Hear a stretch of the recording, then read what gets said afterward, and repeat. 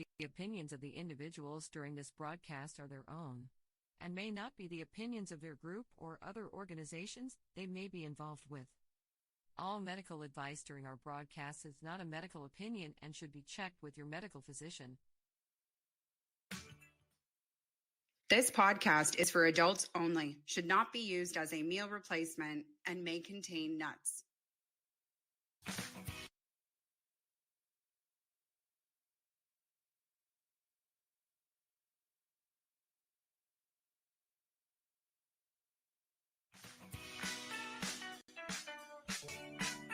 Hi, I'm Timmy. And I'm Mary Jane. He's the newbie. She's the doobie, and this is the show where we tote cannabis. Talk. From both sides. Is that even possible?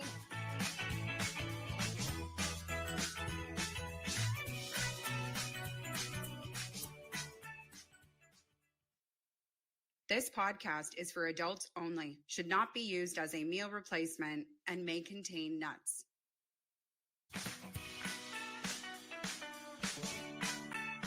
Hey, and welcome back to another episode of the Noobie and the Doobie. My name's Timmy. I am the newbie. Mary Jane, also known as the doobie. On today's episode, we're going to keep it a little bit shorter because I just celebrated my birthday, and tonight is the celebration day. So let's get right into this. We got a little bit of word of the week, and then we'll be bringing in our guest from Hi Magazine Canada. No. Hi Canada Magazine. Yes. William Sy. No. Cy Williams. Cy Williams. Cy Williams from Hi Canada Magazine is here as our guest. Yes. But we need to get to your word of the week. Because yes. Mary Jane has been building us through the learning word process, and we got to make sure that that ladder keeps getting built properly, or else I might fall off. You fell off. I might fell off. You newbie, you. So let's get into word of the week, ladies and gentlemen, here on another episode of the Noobie and the Doobie. What do you got for us, Mary Jane? Okay, so my word of the week is going to be the very first type of concentrate extract that I'm going to talk about. I'm going to talk about 4. Okay. At least. You think I've got this all planned out. I kind of do, but I don't. So anyways, the word of the week is Kief. Not Keith. Kief. K-I-E-F. Kief Richards, one of my favorite Rolling Stones. No, like Kiefer Sutherland. Oh, what about that Kiefer guy from Big Brother? What Kiefer guy? Remember from Kiefer Big Canada? I'm kidding, Kiefer. Everybody loved Kiefer. Everybody did. He actually won top, wasn't he top fan favorite? Fan favorite, yes. Yeah. I think we're gonna have a vote on this show too. Yes. Whoever gets the fan favorite vote, you or me. Oh, I don't want to do that. Okay. So I win by default. Yes. She got out of the competition. Yes. Thank you very much, everybody. No, thank you, MJ. Thank you, MJ. Yes, you're welcome. For winning the first fan favorite award. Thank you. See, I won. Okay. All right. So Kief is also known as crystals or cannabis dust. I don't like to call it that because I feel like dust is kind of like angel dust. Yeah, it does. It sounds more right. It sounds more druggy. Exactly, more druggy. It sounds more druggy. It's true. It does have like a weird like sound to it. So basically, what Kief is it's a collection of trichomes. So as I taught you before, trichomes are the resinous, sticky part of the bud that protects it from the plant or from the sun and the bugs when it's growing. What you do is you can separate the trichomes from the dried flower by sifting it through a screen or something called a pollen box, which has multiple layers of the screen, and you can just you can also actually get Kief from. Do you mind passing me that grinder behind you, the one with the peace sign on it? Oh, this is a grinder? I thought you were going to No. That's only my kids, right? The gnome was looking after it. I thought you were just going to say the gnome was looking at you. Okay, so if you look in here, in this grinder, you will see that there, if I can get it open, there's a screen in the bottom. Okay, yeah. It's or like in the middle. Sifter. That's exactly what it is. It's a sifter. So that way all of the Kief or crystal trichomes will go through the screen and collect in the Kief catcher. Okay. That's what we call them, the little Kief catcher. that's- Seems fairly makes sense. straightforward. Yeah. Then you can take your Kief and use it. How? I was waiting for you to ask how. So you can sprinkle it into a joint. You can put a little bit on top of your bong. You can compress it into little tiny pucks and bricks. And that's actually another form of concentrate called hash, which we'll be talking about next week. So this is an addition to, like, so you put flour in your paper and then you sprinkle this on top of the flour? So you can. So it's where most of the THC is in the trichomes. Okay. So that's the highest form of, like the highest concentration of THC. So what a lot of people like to do, now you're going to love this. So, you know about oil. Mm-hmm. So if I were to take a joint and then roll it in oil, like dip a little bit of oil on it, Yep. and then take my Kief and then roll my joint in Kief, Okay. that's what they call a moon rocket, because it's a joint covered in oil, covered in Kief.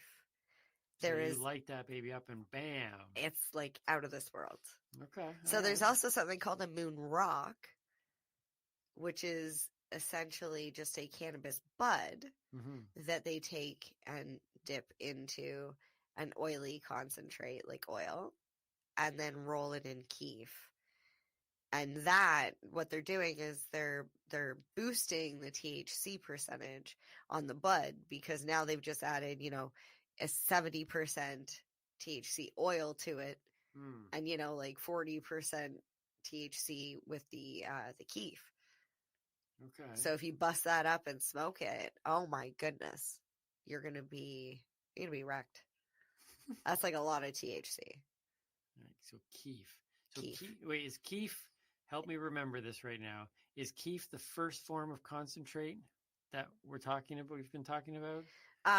It's the first one we're gonna talk about today in this like set of 4, because I've got Kief, hash, resin, and rosin. And then later on, like next time, I'll talk about wax and butter. And see, this is why if you are just joining our podcast now, whether through audio or video, you need to go to the beginning, because as much as you think you don't have a plan, you have a plan. I do and I don't. Well, I make it up as I go along, but it's really hard for me because I've consumed cannabis for as long as I can remember, to the point where it seems like second nature. So I have to try and think back to what it was like when I first started consuming and try and figure out, what did I need to find out? What did I need to learn? Right. Because there were, times are different. Like, first you need to know where do I get cannabis? And I mean, I've touched very little bit on, you can get it online here in Ontario with the OCS, the Ontario Cannabis Store.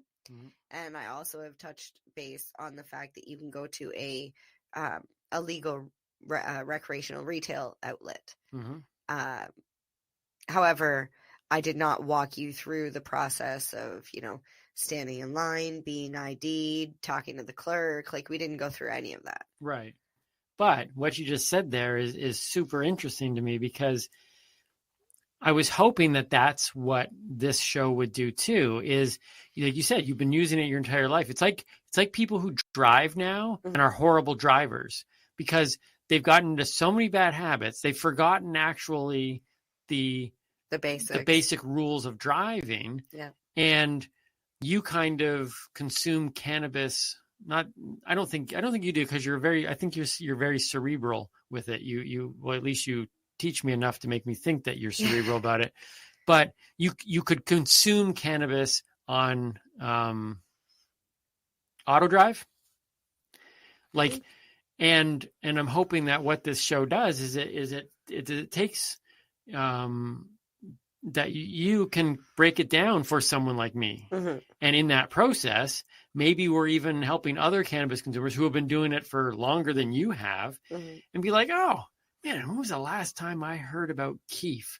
and just have this educational process, because I don't know, the best teaching I think that is ever given. We've been talking a lot about like guys like Mr. Rogers and Mr. Dressup. Yeah. When you have the ability to explain things, especially things as complex as weed is what I'm learning, when you can break it down to its simplest forms again, that's when real learning happens. And so I'm excited every time you do a word of the week, because I think it really does help everybody. Either you're familiar with the word, and if you are, maybe you haven't heard about it in a long time, and it just brings you back to like, yeah, that's cool. And then people like me who are like, I never heard of Kief, except on Big Brother. So thank you for words of the week. Oh, you're and welcome. Stay tuned and go back and watch other episodes. So I have heard about Cy Williams. Yes. I met him once at an event. Yes, that's right. That was an awesome event. We'll just leave it at that. Maybe we'll get at it. It was an awesome event. But you have shared about him and the magazine, High Canada Magazine. You are wearing a High Canada Magazine shirt. I am sporting the merch. I don't currently have the merch, but maybe we can cut a deal with Cy on that regard. See. So let's bring in our guest for today, Cy Williams from High Canada Magazine. Can we do that? All right. Yeah, let's bring in Cy.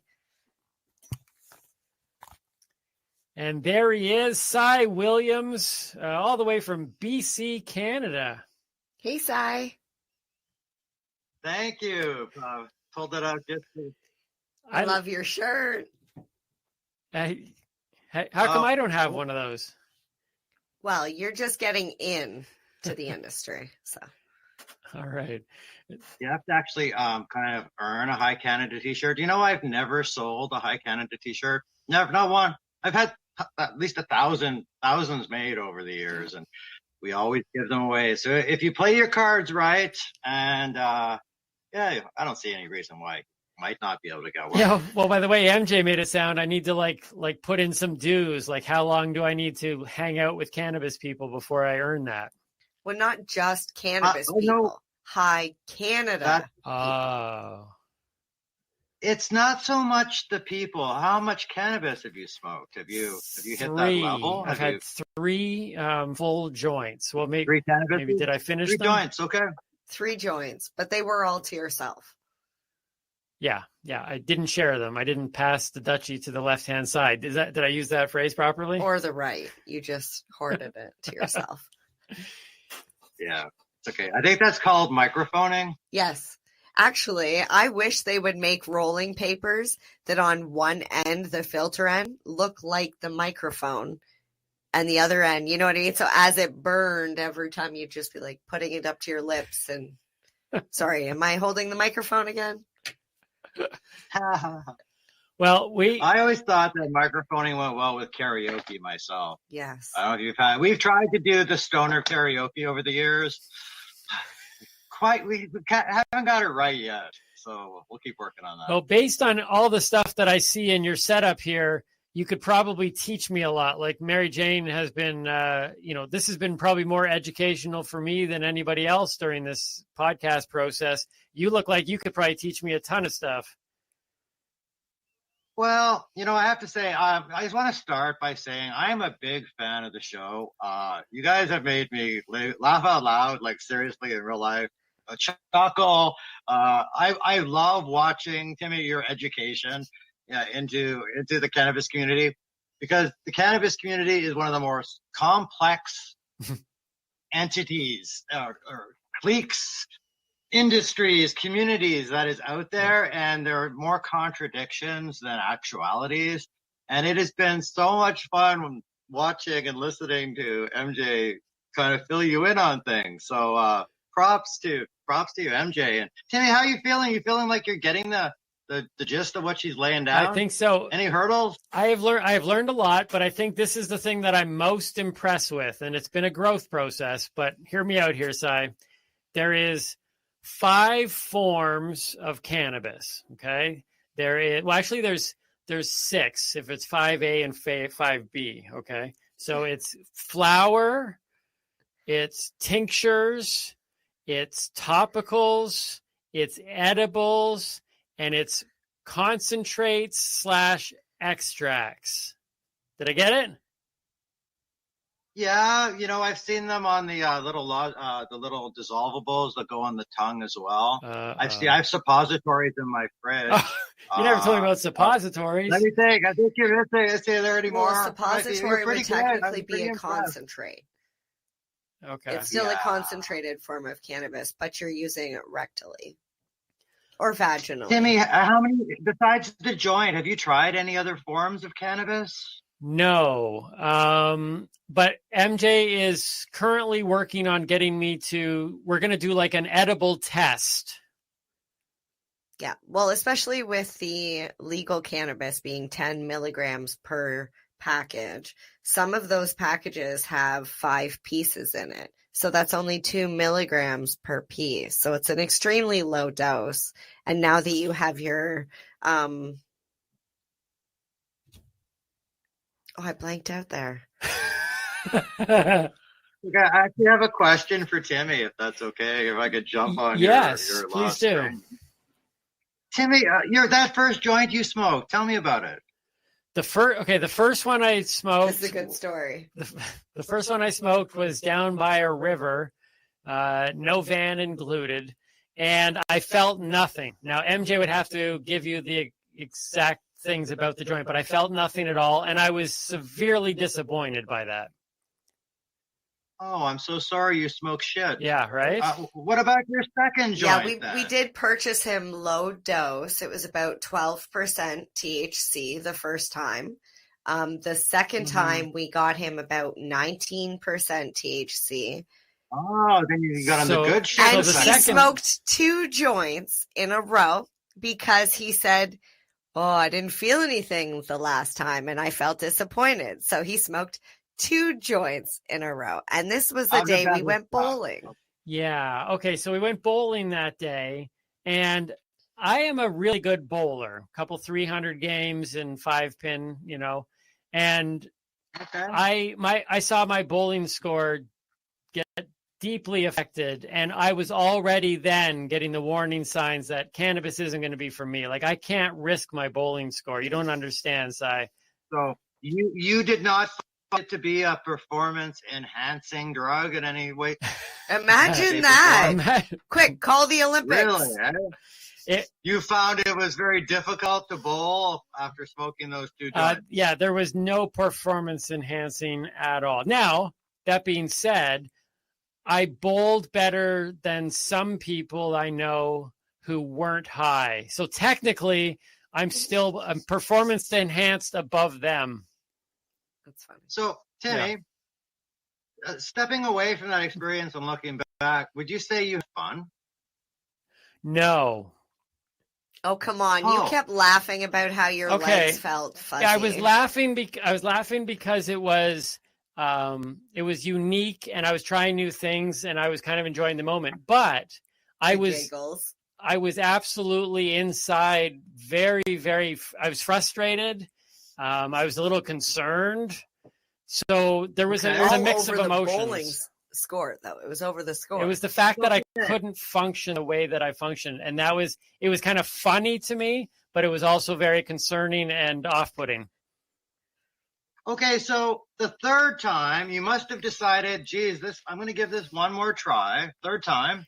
Tell me about your third time. Timmy does everything in 3s. Yeah, so I had to go through 3. This time, we were sitting at MJ's house, and she... it was 23%. Okay, so yeah, so I jumped up to 23.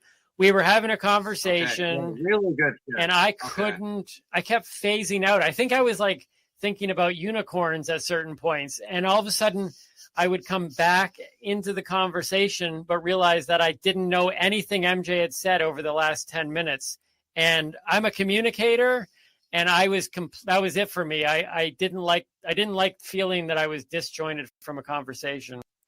But that was my fault because I gave you high THC cannabis, which is meant to chill you out, and put on a movie and then proceeded to talk. Okay. So there's the context of it, but I can't say that I've had great experiences. Well, It sounds like you've got a couple problems that you can address very easily. Location, mindset, and activity. I would personally, if you want to enjoy your high, I would do something by yourself, have a bath. I don't know if you've ever tried a bath bomb. Oh, yes. But that is a beautiful, wonderful way. If you're sore after a long day and you want to have a nice, pleasant high, smoke that J and get into the bathtub with a bath bomb. Or go mow the lawn after you smoke that J and see how much fun that made that task. Or do the dishes. I would advise not cutting the grass after smoking a joint, at least for Timmy. Yeah, I should hear his lawnmower story. I have a devastating lawnmower story that might change your mind on that. But little known facts. You see where I'm going, though. I do see where you're going, and I just want to throw this out here because not a lot of people know this. But I actually owned and ran a bath and body shop where bath bombs were the primary product for 3 years. Interesting fact. So you're familiar. You know the way of the bath bomb. I don't know how to make them. I was being taught. You know how to use them? What's that? Do you know how to use them? I know how to use them. Yeah.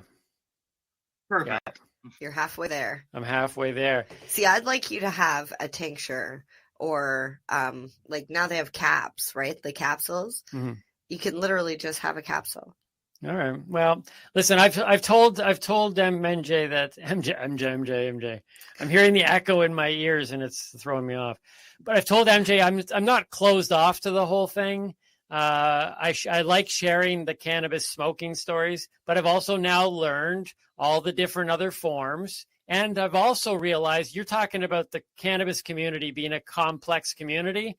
I have recently began to use the phrase weed doesn't equal weed. It's a very complex plant that I am learning about so many things and dose size and form. And like you're saying, where you're with, who you're with, all those things play a role in how you can enjoy it. And if I could mention, there are a lot of people out there who are THC sensitive, who want to enjoy cannabis and all the benefits that come with cannabis. But you know what? They don't like or can't handle being that high. They're not comfortable. A little bit of THC goes a long way. And I know a number of people, but they're still find ways to recognize that the cannabis can be great. Mm. And, microdosing is a big thing. Not always, maybe if you have 3 to 5 bad experiences smoking joints, maybe switch to a pipe. Or, I wouldn't recommend dabs for you, Timmy, but when I come to Ontario, I would love to sit down and teach you how to dab before you go to any of these big parties and someone's going to drop a gram on your poor ass. See, we've discussed that. And I'm like, that's the nastiest thing somebody can do to another person as cannabis users. I'm like, don't do that. I'm a baby hitter. I use my Shatterizer, and most people are like, did you even smoke anything? And I'm like, yeah, man, I got some. I got baby props lungs. To the Shatterizer people. Me too. I love my Shatterizer, and I don't like being dabbed out. And I walk up to the counter, and they go, oh, look, it's the publisher of that magazine. Let's see what we can do to them. Yeah. And they drop it. I see it. I'm like, I can't do it. I can't do that. I'll cough for like 25 minutes, right. And then who knows when my consciousness is actually going to return to me. Yeah. Well, let's take a moment to talk about that magazine. You're the CEO, the editor, I assume, did you found it? I did. And we're talking about High Canada Magazine. So tell us, because I'm interested in knowing, how did you start it? Why did you start it? Okay. So I used to run a gallery in Kensington Market a number of years ago. It was called Cast, and it was for emerging artists within the Canadian artistic scene. Did pretty well, but we had a real hard time finding sponsors for our shows, people to get behind us, finding funding. I was writing grants all the time. We were struggling to keep it all together. And it was about the same time as the emergence of the cannabis dispensary market. And I went to school for fine art studio and English literature. And I'd worked as a copywriter. I'd worked as an ad man for a big chunk of my career before switching over entirely to art in 2000. And I recognized an opportunity for this marginalized group to find some funding, keep going. And it didn't work out that way, but it got me in. And I'd smoked cannabis my entire life since I was a teenager. Okay. And it was a big part of my life. It's been a big part of a lot of the things that I've done over my life.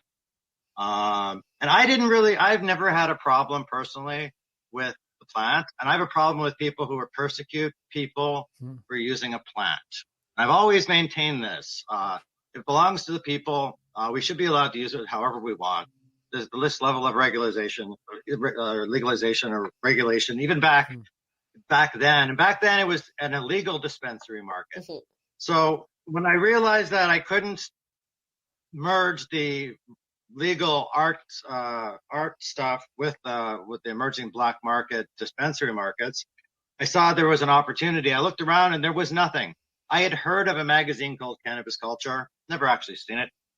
There was the Treating Yourself Expo had gone on around that same time, and it was a big thing in the cannabis community. It was the first time we ever had a show out here that was well attended, good vendors, good education, good information. And that was Marco, and he was based at I don't know if you ever heard the now defunct vape shop or lounge, Vape by the Lake on Lakeshore. Yes. But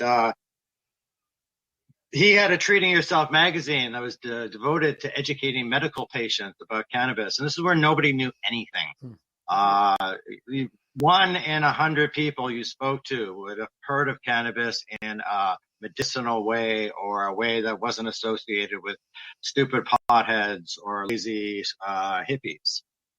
And then I found some old copies and I realized Marco had left the country and there was a vacuum. There was nothing. So, I was a creative person. With the gallery, I wound up leaving the gallery and partnering up with one of the bigger cannabis groups in Toronto at the time, the Marijuana Information Bureau. And the Men in Black. We started MIB. Men in Black, right? We did the scavenger hunts at High Park and did a lot of those crazy events. We went through I was involved with Noobie Blanche as an artist. We as underground artists, so I tied it in and we did a Nuit Vert where we rented some space at Spadina and Queen in the buildings behind, and we got this hotboxed bouncy castle going with like stoner movies going all night.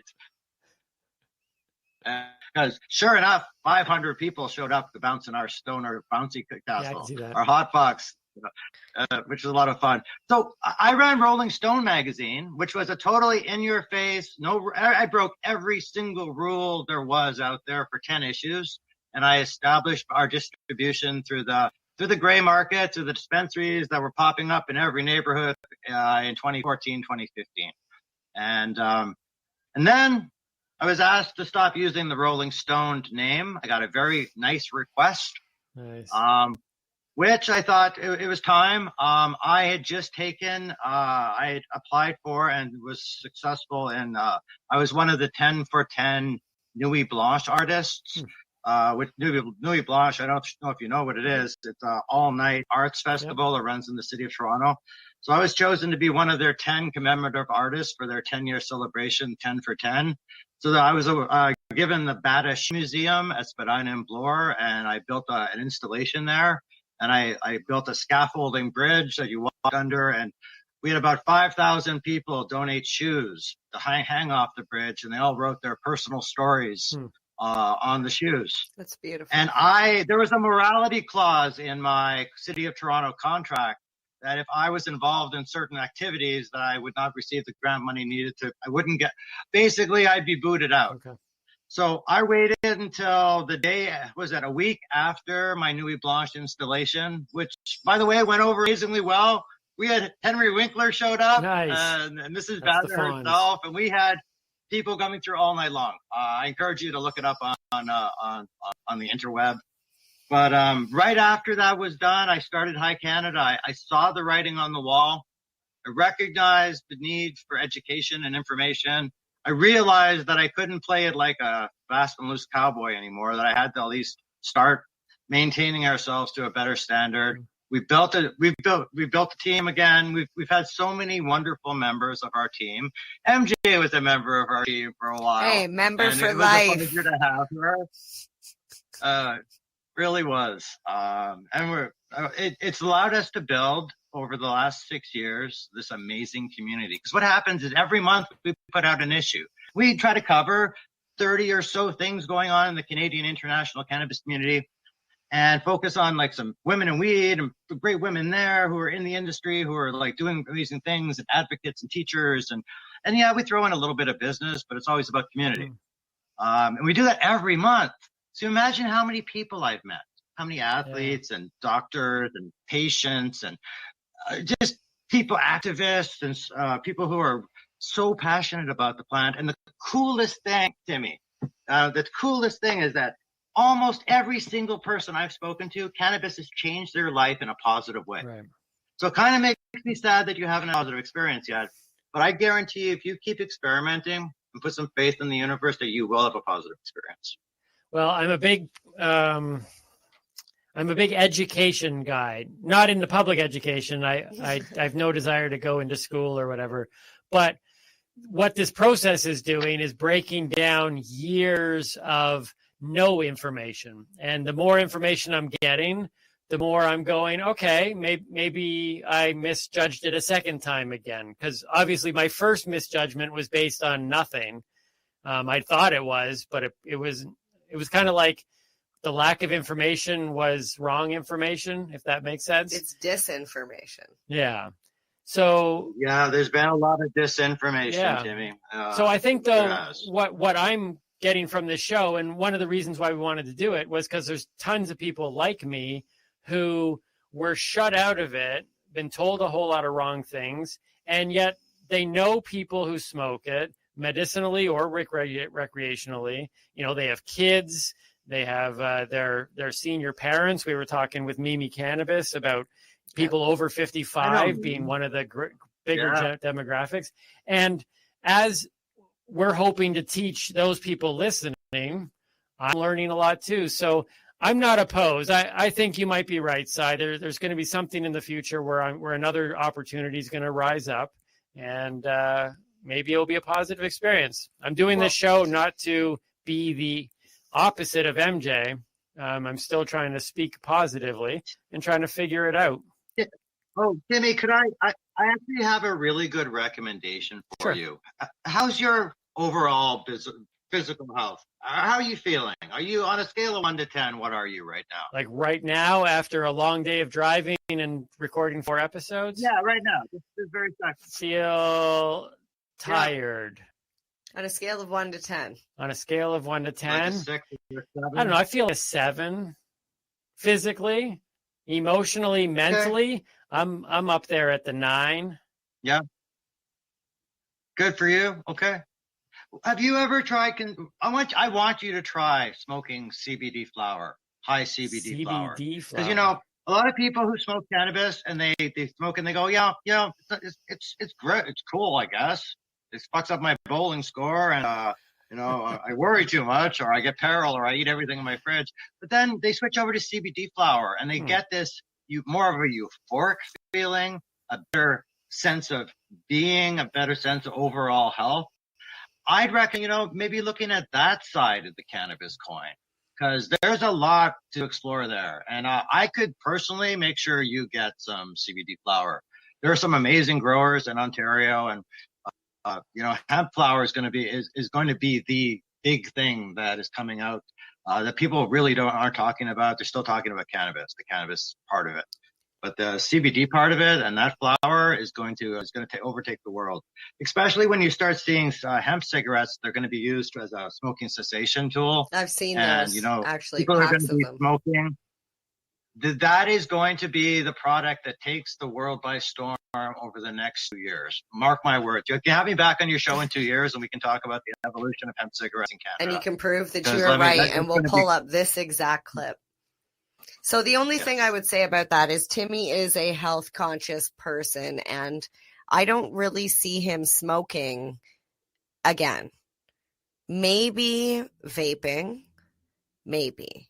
But I could see you wanting to try edibles, tinctures, things like that, because you know I'm not doing smoking's not suppository. healthy.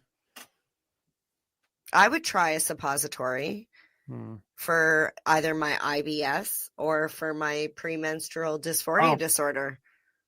And actually, that's what this is intended for. I keep them on case of emergency, and I've had people in the past ask me for these for both those reasons. Yep. Crohn's as well. It's any gastro stuff. You're really suffering. This really helps. And just there is the whole medical side of it, that people are using cannabis to deal with extreme pain instead of pharmaceuticals, right? So, there's some of those massive doses, where they might be good for somebody who's in pain who has that tolerance. God, it would probably knock out Joe or Jane average with the doses they're taking. So there's so many different sides to cannabis. Yeah, well, that's what I'm learning. What about in the media in particular? Ever since we've started this podcast and we've been trying to promote it through different media outlets and social media in particular, there's a lot of people getting, the algorithm is crushing it. In terms of writing a magazine, what has changed in that since you started writing? Like are restrictions there? Like, how do you find getting the word out about cannabis through the magazine format? For a long time in my professional career, I'm 53 this year. I have used the expression ask for forgiveness, not permission, probably very liberally in my life. Okay.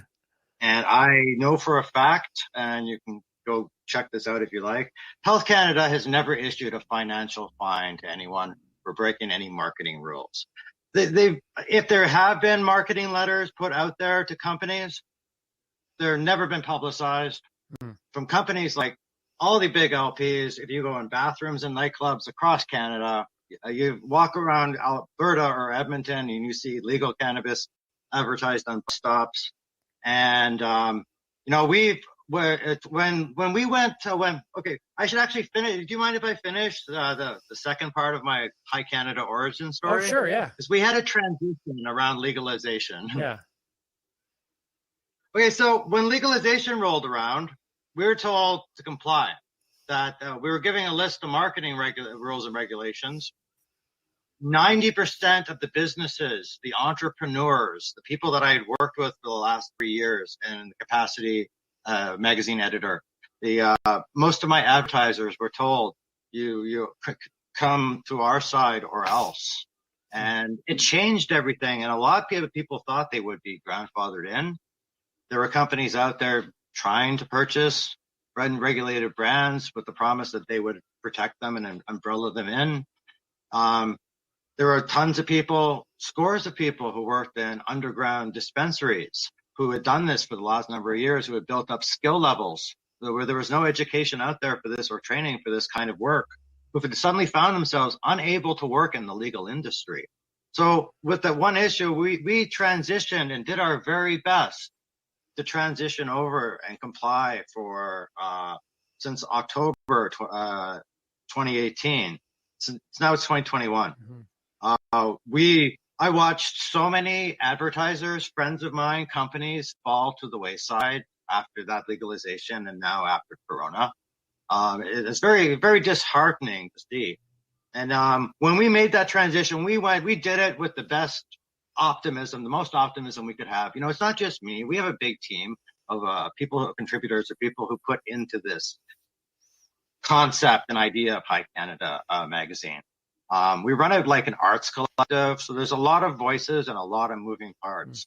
But to see so many of those moving parts get thrown to the wayside and see so many people who picked up charges because they were a bud tender at the wrong place at the wrong time, unable to transition over. I have seen more people turn their back on cannabis, the cannabis community since legalization, than probably any other time in my cannabis career. And that was a little disheartening. Yeah. So after 2 years, plus of trying to follow the rules, we are finally, I threw up my hands about 6-8 months ago. And I participated in the online cannabis store, which is an online cannabis dispensary, remembering our cannabis roots, thinking about, the online cannabis dispensary market is still huge.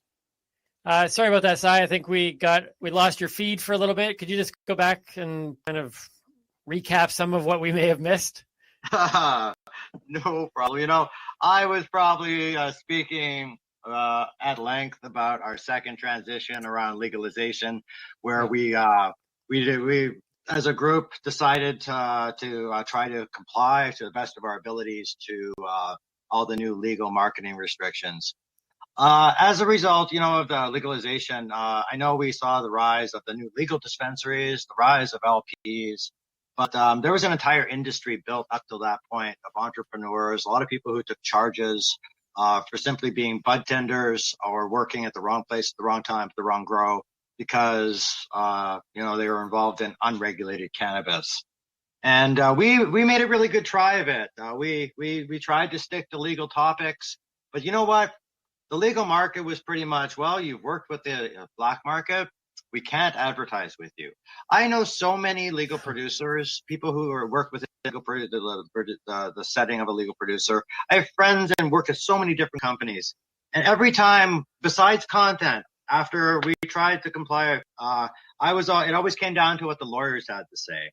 And the lawyers were never cool with licensed producers advertising or promoting or even having any sort of branding in this sort of magazine. And so we were working under that there was no legal revenue stream for us. And at that point, we unfortunately had to say goodbye to all of our black market advertising, which pretty much sliced our throat right. Financially. Luckily, we had the foresight to start our High Europe magazine brand, which focuses on cannabis on an international, with an international focus. And that has been very well received. We've done a 5-city tour that got canceled, unfortunately, at the beginning of the pandemic.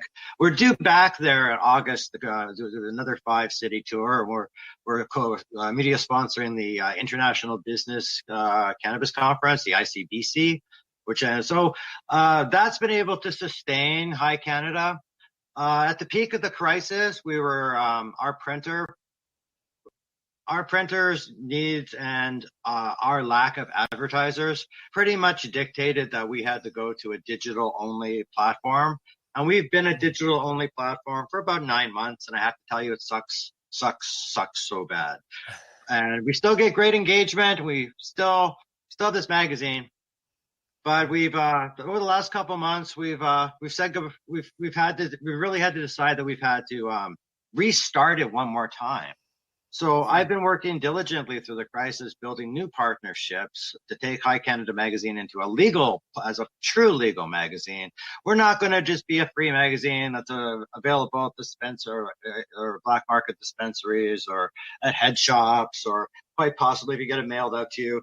Now we're going to be 100% all new, all legal. We're shortening the name from High Canada Magazine to HCM. We're going to be distributing our new magazine, our new legal cannabis magazine, through legal shops in 7 provinces. We have licensed producers who finally now they're open-minded enough after so many years, so much time, to start working with some groups like ourselves. So we're once they're contemporaries. Once I realized that a lot of the advertising restrictions do not apply to shows, so all licensed producers and all their brands are allowed to put placements in all those show catalogs. And then I noticed that there were a few smaller companies, newer magazines, that were also distributing through the legal shops. And I found out that it's an in-house magazine, so a lot of the restrictions that we've had poured upon our shoulders for the last 2.5 years no longer apply.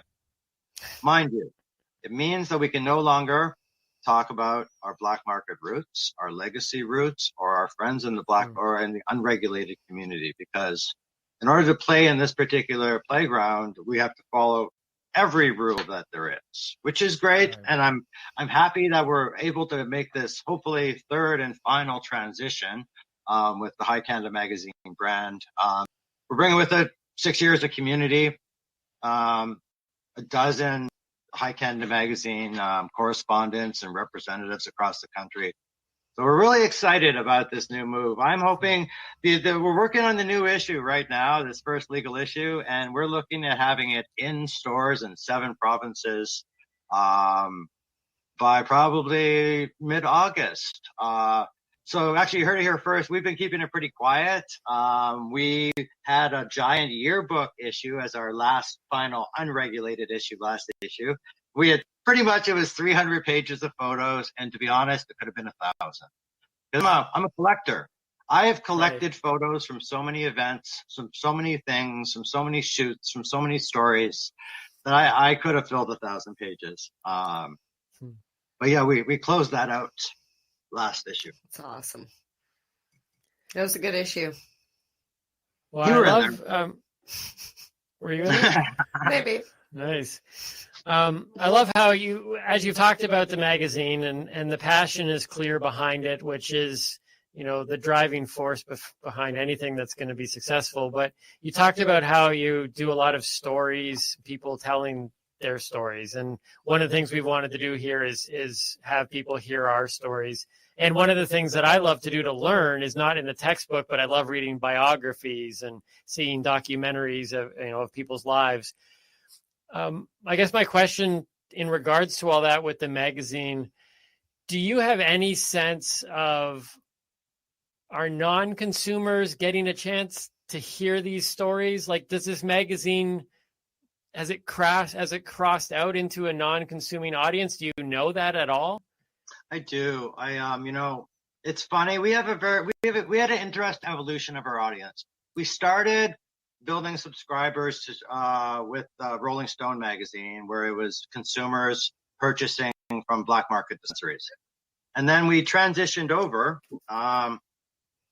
When we transitioned over, we started, I noticed where 60% of the people, because we were doing all the shows, it was B2B. So suddenly we had all these B2B readers and subscribers, and 60% for a number of years of our readers were businesses within the cannabis community. And there was a big rise of entrepreneurs a number of years ago. And everybody and their dog was getting into the cannabis game, my friend. And a lot of people lost money on that, but a lot of people made some money too. It was a lot different than it is today, where you have to jump through a lot more hoops. Luckily, with the new magazine, we are some of the groups that we've laterally connected with are helping a lot of legacy brands step up. And that's really important to me, to see that people who worked in the legacy market, from growers to bud tenders, manufacturers, anybody who's been in there should be allowed the opportunity to step out. And work in this market and not be shut out or penalized or placed in jail. I have a lot to say on that topic, so I probably should. I know we don't have a lot of time. Wow. Well, we do need to start wrapping it up. MJ, do you have anything you want to add here at the end? I don't, actually. I'm a little slow today. Can you tell? It's really hot in here, and it's the end of the day, and I'm really hungry. What we need to do is go get a nice place out where Sai is, which looks so peaceful and chill and relaxed. Yes. Oh, we need a studio where I can smoke. Oh, see, I love my place. I can smoke anywhere, and I love that. I can smoke while I'm walking around the lake. I can smoke walking down the road with my dogs. I can smoke anywhere. So, hey, but the only downside is, you know what? I get love letters from Domino's. We miss you, Sai. Come back to us, Sai. I used to live in Toronto. I haven't ordered Domino's 16 times a week. They miss me. I miss them too. Now, Domino's, if you're listening, get me delivery. That's funny. We'll use our many contacts and figure what we can do. Thank you. I need Sai, we want to thank you for spending time with us today and for sharing your story and for talking about the magazine. And from one artist to another, I can't speak for MJ, but it's just so awesome to see somebody who's so passionate about what they're doing, who's being able to sustain themselves doing what they love. That's so encouraging for me. And I just hope you can continue to tell the stories, because I think stories are more important than stats and all the technical mumbo jumbo. So tell the stories, and hopefully more and more people will understand more about this complex plant and the community. I agree, Timmy. It's been a real pleasure. And you know what? Who knows? Maybe I'll be able to participate in your cannabis journey to some degree. Well, technically you already have today. Oh, thank you. That's very nice of you to say. MJ, it's always a pleasure. Timmy, it's nice to make it real quick. Nice to meet you, my friend. Thanks so much, Sai. We'll talk to you soon. Appreciate it. Sounds good. Thank you. Sai Williams, High Canada Magazine. Or what is it? It's just actually High HCM. HCM? That's right. HCM. Nice. That setting that he was in was, I don't know if it was just the way he just had everything laid out on the table, but I mean, in the sleeveless shirt, the natural light coming through the window, it just looks so spacious, because it's partially office space there, right? See, I was just watching the room fill up and get more cloudy as the episode went on. Such a that was cool. a good working environment, and it definitely looks chill. Yeah. And it's just, once again, it's just so good to see somebody who's passionate about what they do and loves what they do. So few people can do what they love. Mm-hmm. And it looks like he's doing what he loves. He's an artist, and he's got a purpose behind his art. Mm-hmm. And it was good. It was a good chat. I like talking with him. Yeah, I met him once at a, we did, it was a Playboy Mansion event. Oh yes. And I think I met him once. We were in the back. We went into the back courtyard of this downtown. Yeah. It was quite the event. Yeah. Actually, what's really funny is at that event, he was discussing the last magazine that he was just talking about. Oh, okay. 300 photos. Or was it 300 pages? Yeah, 300 pages. Yeah, that was because that was about 2 years ago. Yeah. So that was cool. So check out High Canada Magazine. Yeah. HCM, which will be at a legal cannabis store near you. And hopefully those things are popping up all over. They're more frequent. Even my dad's not a consumer. Even my dad sent me a message or something that he says there's like cannabis stores like on every block now. Pretty soon they're going to be like Tim Hortons and roller rinks. Right? Used to be. That's right. Yeah. Move from roller rinks to Tim Hortons to cannabis shops. It's a constant transition. A progression, yeah. It is. Well, I enjoyed that conversation. It was another good episode. Yeah. What is that, number 15? Is that number 15 in the books? I lost track 4 episodes ago. Can't believe it. It's been a good ride. Sure Looking forward to many more episodes coming up. Hope you guys have been enjoying it. Go back to the very beginning. Follow the journey, because I'm learning. As you saw as we were talking with Sai, I'm learning stuff, but I'm learning it in order. MJ is walking us through steps through her words of the week, and the Teaching Timmy segments. So go back to the beginning, listen through podcast, check it out through YouTube, and we'll leave links for Sai down in the description boxes of whatever format you're watching it in. So once again, I'm Timmy. Mary Jane, stay lifted. And keep on laughing. Bam. Cheers.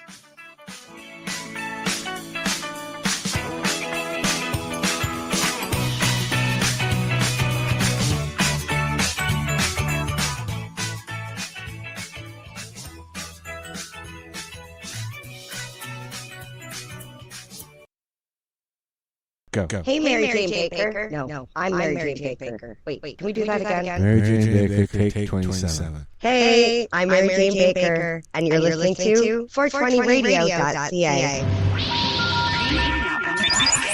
You're listening to 420radio.ca, Canadian Cannabis Radio.